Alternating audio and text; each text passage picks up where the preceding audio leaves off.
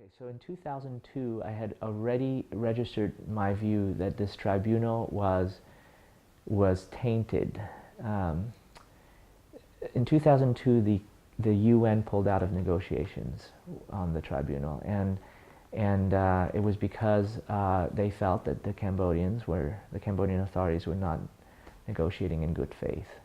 And I wrote a letter to the editor of the New York Times, essentially saying that, congratulating the UN for not being taken down the Mekong with the authorities. So I was already saying, look, if you're going to be made to do things that you don't want to do, good. Don't do it. Don't stand your ground and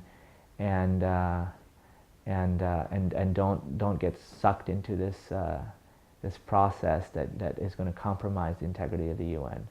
And so I had already said basically that I didn't like what was going on with the foot dragging by the Cambodian government.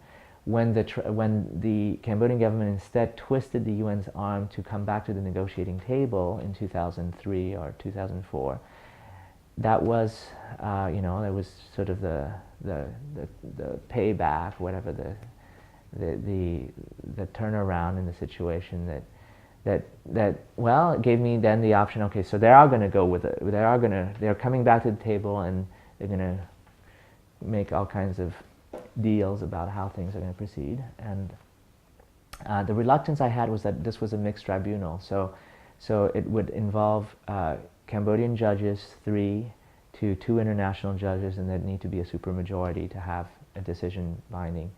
I knew that there was trouble already, because all throughout 2005, 2006, the arguments were whose law should prevail. Should it be the Cambodian national law that should prevail over the tribunal, or should it be, the ECCC is an extraordinary chamber in the courts of Cambodia, and so, who's really in charge? And it continued to be a problem for much of the next few years. And I would say, even today, you see an impasse whereby the decision to either indict more people or not is kind of in a frozen state, because I would say that the international side has a desire to do that, but the Cambodian side is adamantly opposed to it. And so this seems to indicate that there are weaknesses in this process that cannot be overcome.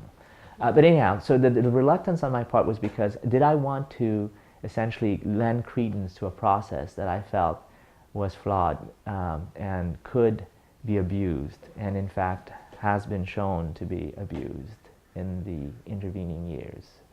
Or would I, clean my hands of it and say, okay, I don't want any part of this.